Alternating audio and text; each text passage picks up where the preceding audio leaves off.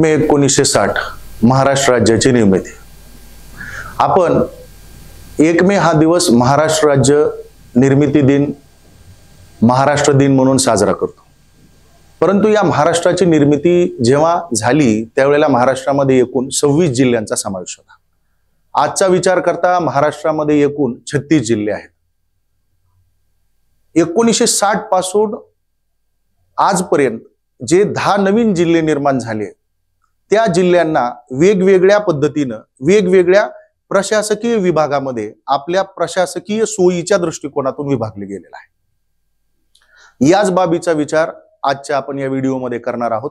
नमस्कार, मी प्राध्यापक नरसिंग शिंदे, राजर्षी शाहू महाविद्यालय लातूर, भूगोल विभाग यामध्ये मी आपलं स्वागत करतो। चला तर मग पाहूया महाराष्ट्रामधील एकूण प्रशासकीय विभाग आणि त्यामध्ये असणारे जिल्ह्यांची संख्या। माझ्या मागच्या बाजूला या ठिकाणी वेगवेगळ्या रंगामध्ये दाखवलेले हे तुम्हाला 6 प्रशासकीय विभाग दिसत आहेत। या 6 प्रशासकीय विभागांचा विचार आपण जर केला तर या विभागांमध्ये सर्वात जिल्ह्यांची संख्या अधिक असणारा प्रशासकीय विभाग म्हणून मराठवाड्याचा विचार केला जातो। मराठवाड्याचा विचार करता आपल्याला सरळ लक्षात येऊ शकतं की मराठवाडा या विभागामध्ये आज रोजी एकूण 8 जिल्ह्यांचा समावेश आहे। या 8 जिल्ह्यांमध्ये जर आपण पाहिलं तर विभागाचं प्रमुख मुख्यालय असणारा जिल्हा म्हणून आपण औरंगाबाद विभागाला पाहतो आणि त्या बाजूला त्या विभागामध्ये असणारे एकूण 7 जिल्हे असे एकूण मिळून 8 जिल्हे आपल्या या प्रशासकीय विभागामध्ये आहेत। त्यानंतर जिल्ह्याच्या क्रमवारीमध्ये दुसऱ्या क्रमांकावर येणारा मुंबई विभाग आहे। या मुंबई विभागामध्ये आज रोजी एकूण जिल्ह्यांची संख्या जी आहे तर ती 7 आहे। वरच्या बाजूला पालघर पासून जर आपण पाहत आलो तर पालघर, ठाणे, मुंबई, मुंबई उपनगर, रायगड, रत्नागिरी, सिंधुदुर्ग अशा पद्धतीनं या विभागामध्ये एकूण आपल्याला 7 जिल्हे पाहायला मिळतात। हा विभाग इतर विभागांच्या तुलनेमध्ये अतिशय वेगळा आहे। त्याचं कारण असं की फक्त हाच विभाग असा आहे ज्या विभागाला समुद्र किनारा लाभलेला आहे आणि हा समुद्र किनारा लाभल्यामुळं या विभागाचं एक वेगळेपण इतर प्रशासकीय विभागांच्या तुलनेमध्ये आहे। त्यानंतर क्रमाने 3ऱ्या क्रमांकाचा येणारा जिल्ह्याच्या संख्येनुसार क्रम आपण पाहतोय आणि 3ऱ्या क्रमांकाचा जो विभाग आहे तर तो आहे नागपूर विभाग। या विभागामध्ये एकूण जिल्ह्यांची संख्या जी आहे तर ती 6 आहे। त्यानंतर 3 विभागाच्या नंतर बाकीचे जे 3 विभाग आहेत यामध्ये प्रत्येकी जिल्ह्यांची संख्या ही 5-5 आहे। मग नागपूर विभागामध्ये आपण जर पाहिलं तर नागपूर विभागामध्ये एकूण जिल्ह्यांची संख्या किती आहे तर ती 6 आहे। आणि त्याच्यानंतर जर आपण पाहिलं या ठिकाणी असणारा नाशिक जिल्ह्यांची संख्या 5, त्याच्या खालच्या बाजूला असणारा पुणे जिल्ह्यांची संख्या 5, त्यानंतर वरच्या बाजूला या ठिकाणी असणारा अमरावती या ठिकाणी सुद्धा जिल्ह्यांची संख्या 5 आहे। तर अशा पद्धतीनं एकूण महाराष्ट्राचा विचार करता प्रशासकीय विभाग 6 आणि सर्वात मोठा प्रशासकीय विभाग म्हणून मराठवाडा ज्याला आपण औरंगाबाद विभाग म्हणतो आणि त्यानंतर त्याच्या पाठोपाठ जिल्ह्यांच्या संख्येनुसार 2 नंबरचा जिल्ह्यांच्या संख्येनं असणारा मोठा प्रशासकीय विभाग म्हणून आपण मुंबई विभागाला ओळखतो। त्यानंतर 3रा प्रशासकीय विभाग म्हणून आपण नागपूर विभागाला ओळखतो आणि त्यानंतर मग नाशिक, अमरावती आणि पुणे या ठिकाणी हे वेगळे वेगळे विभाग आपल्याला त्यांची जिल्ह्यांची संख्या जी आहे तर ती समान प्रमाणात पाहायला मिळते। महाराष्ट्राचा भूगोल अभ्यासत असताना प्रशासकीय विभाग सोडून आपल्याला पुढे जाता येत नाही। मात्र या ठिकाणी एक गोष्ट आपल्याला आवर्जून लक्षात ठेवावी लागेल ती म्हणजे प्रशासकीय विभाग, प्रादेशिक विभाग आणि प्राकृतिक विभाग या प्रत्येक संकल्पनेचा अर्थ हा वेगवेगळा आहे। जर आपण प्राकृतिक विभागांचा विचार केला तर महाराष्ट्रामध्ये एकूण 3 प्राकृतिक विभाग आहेत। त्यामध्ये पहिला कोकण किनारपट्टी किंवा किनारी प्रदेश म्हणून आपण त्याला ओळखतो। दुसरा जो विभाग आहे तर तो आहे पर्वतीय विभाग किंवा त्याला आपण सह्याद्री पर्वत या नावाने ओळखतो। तिसरा जो विभाग आहे तो आहे पठारी प्रदेश किंवा त्याला आपण दख्खनचे पठार किंवा महाराष्ट्र पठार या नावाने आपण त्याला ओळखतो। तर अशा पद्धतीनं ज्या वेळेला आपल्याला परीक्षेमध्ये प्रश्न विचारला जाईल की महाराष्ट्रातील प्राकृतिक विभागांची संख्या किती, तर त्या ठिकाणी आपलं उत्तर 3 असणं गरजेचं आहे. आणि ज्या वेळेला आपल्याला विचारलं जाईल महाराष्ट्रामधील प्रशासकीय विभागांची संख्या किती, तर त्याचं उत्तर आपल्याला 6 सांगणं अपेक्षित आहे. हा थोडासा बारकावा आपण समजून घेऊ. यानंतर आता महाराष्ट्रातील नद्यांविषयी आपण माहिती घेऊया. एकंदरीत जर विचार केला तर महाराष्ट्राला वेगवेगळ्या नद्यांनी सुजलाम सुफलाम करण्याचं कार्य केलेलं आहे.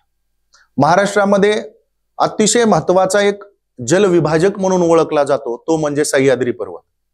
आणि महाराष्ट्रातील हा सह्याद्री पर्वत या नद्यांना पूर्ववाहिनी नद्या आणि पश्चिम वाहिनी नद्या अशा 2 भागामध्ये विभाजित करण्याचं काम करतो. या पर्वताचं वैशिष्ट्य म्हणजे हा पर्वत पर्जन्यासाठी महत्वाचा आहे. हा पर्वत नद्यांचा प्रवाह बदलण्यासाठी महत्वाचा आहे. हा पर्वत नद्यांची वाहण्याची स्पीड सुद्धा नियंत्रित करण्यासाठी अतिशय महत्वाचा आहे. म्हणजे या ठिकाणी हा जो मध्ये आहे तर हा सह्याद्री पर्वत आहे. महाराष्ट्रामध्ये ज्या आपल्या प्रमुख नद्या आहेत त्यामध्ये सर्वात उत्तरेकडून वाहणारी ही जी नदी दिसते आहे तर या नदीचं नाव नर्मदा आहे. नर्मदा नदीच्या खालच्या बाजूला जी नदी दुसरी वाहते या ठिकाणाहून पुढे आलेली ती तापी आहे. तापी नदीच्या नंतर दुसरी जी महत्वाची नदी आहे तर तिचं नाव गोदावरी आहे.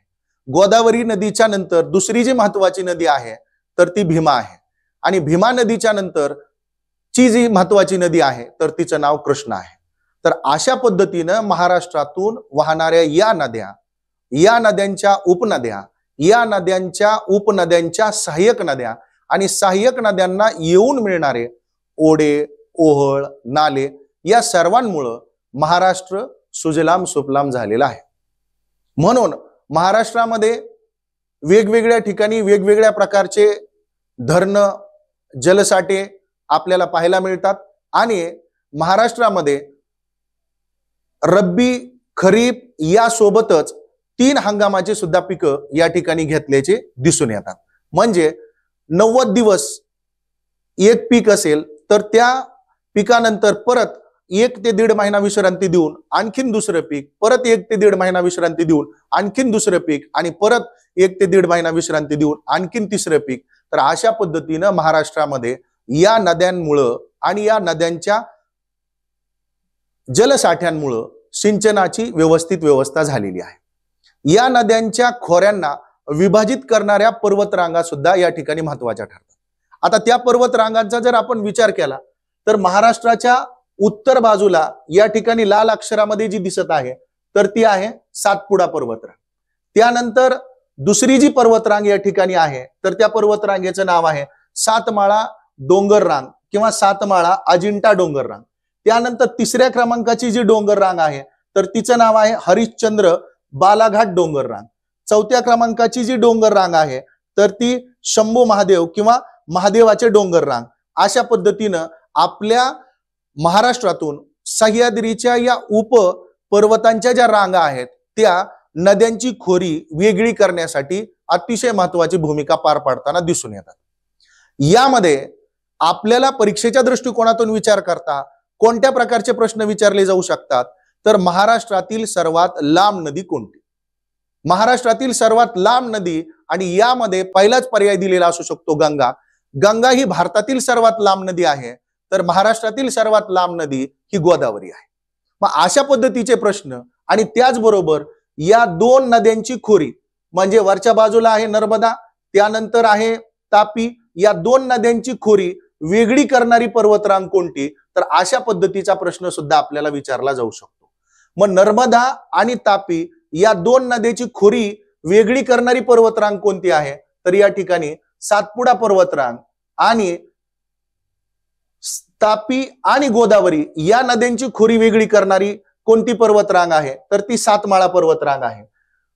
गोदावरी आणि भीमा या 2 नद्याची खोरी वेगळी करणारी पर्वतरांग कोणती आहे तर ती हरिश्चंद्र बालाघाट ही पर्वतरांग आहे. भीमा आणि कृष्णा या 2 नद्यांची खोरी वेगळी करणारी पर्वतरांग कोणती आहे तर ती शंभू महादेव किंवा महादेव डोंगर रांग आहे. तर अशा पद्धतीनं आपल्याला परीक्षेमध्ये प्रश्न विचारले जाऊ शकतात. त्याचबरोबर पूर्व वाहिनी नद्या आणि पश्चिम वाहिनी नद्या यांचे वेगवेगळे गट करून खालीलपैकी वेगळा पर्याय ओळखा.